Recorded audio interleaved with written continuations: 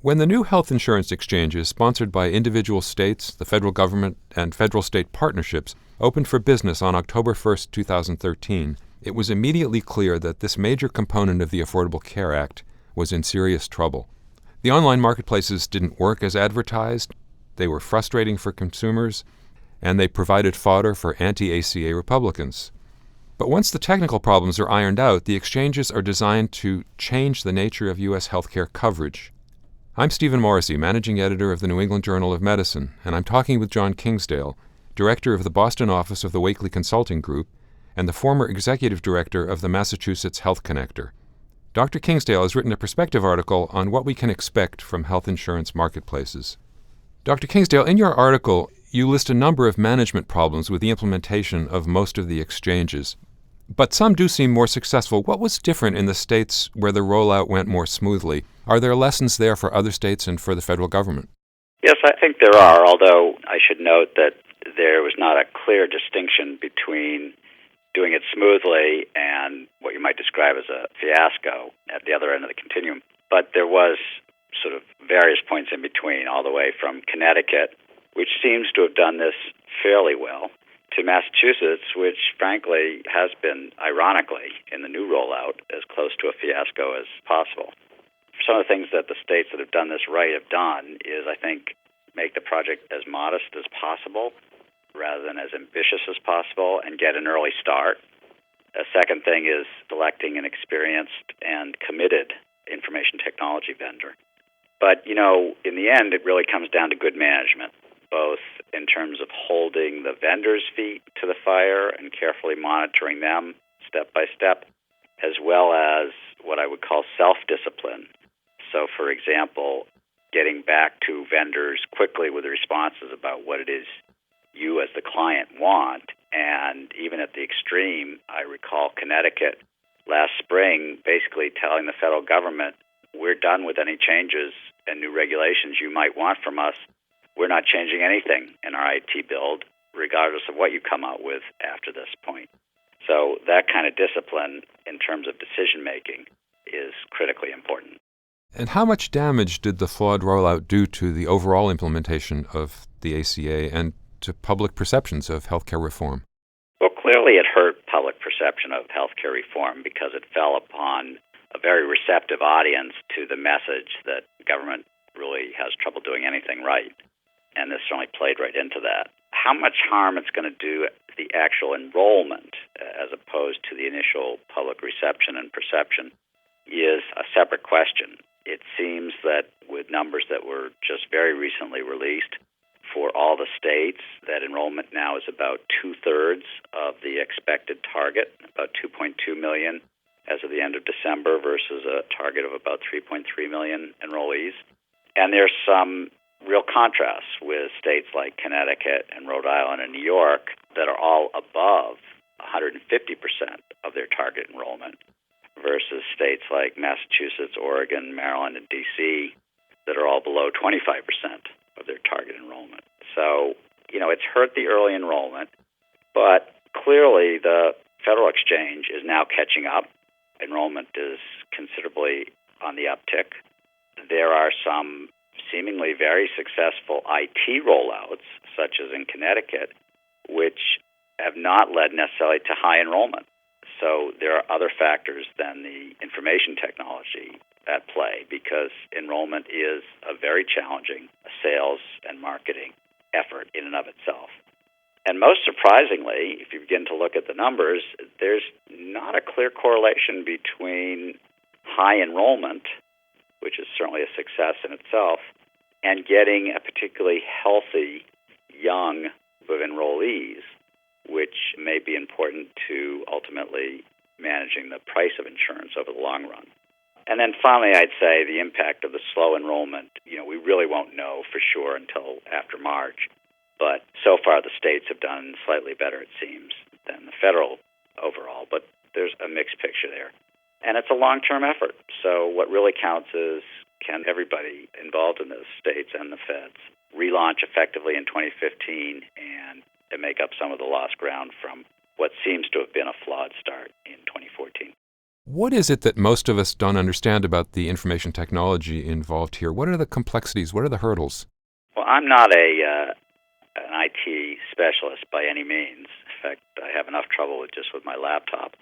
But it seems to me that the complexity and ambiguity or lack of management are the biggest obstacles. If the client knows what they want and they build this thing stepwise, so take a modest project, and we did that at the Connector in Massachusetts. Our first build was about $1 million. I mean, it was very small. And then you test that. Then you add more pieces, and then you test that. It seems to me this is far more feasible than if it's a very ambitious project and you're trying to get it all built at once. Clearly, all vendors are not equal, but all vendors need careful oversight and management. And building an exchange, I guess the last thing I'd say is not primarily a technology play. That's just a necessary component, but it's really a management and marketing effort.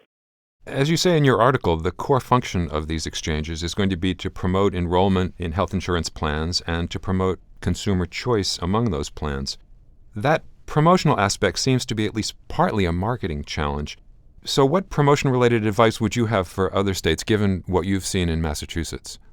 Well, we were very successful in marketing in Massachusetts, and we got down to, officially, at least to a 2% uninsurance rate a couple of years after rolling this out.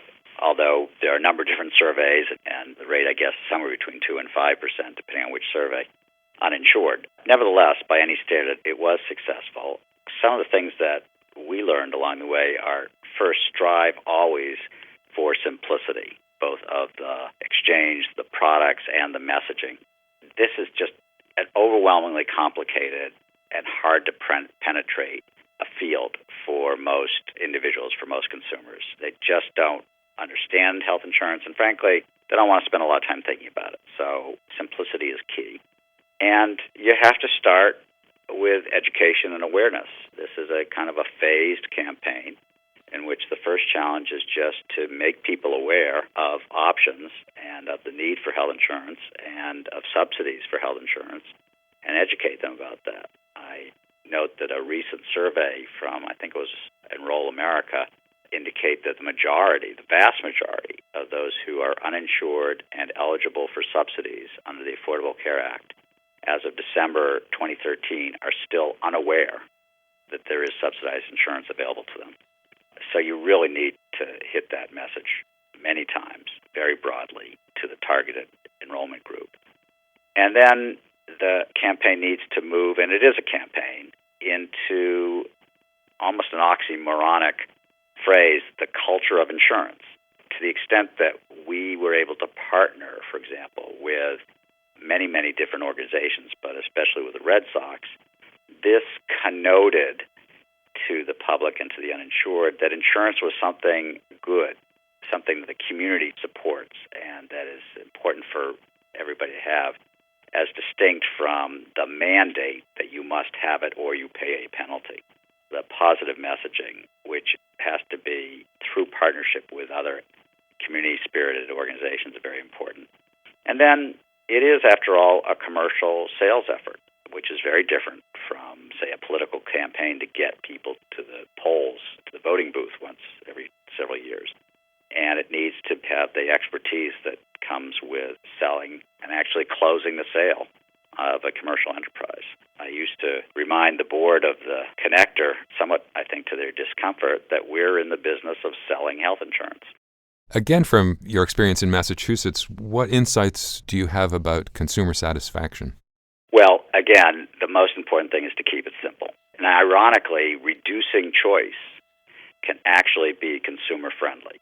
So here we begin to tread on ideology, but the fact is, for example, when we initiated the bronze, silver, gold coverage in Massachusetts, we asked each health plan, each insurer, to offer its own set of cost sharing in order to get to the right sort of level of coverage or actuarial value. So, for example, one health plan could offer a $2,000 deductible, annual deductible, as a way of getting to the bronze level of coverage, the less rich coverage.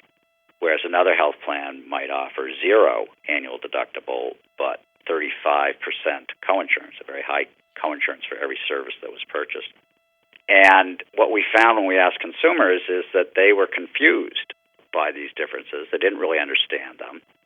And so they sometimes, ironically, bought the most expensive coverage available at, say, the bronze level, just because they thought, well, price is a good substitute for quality or richness of benefits.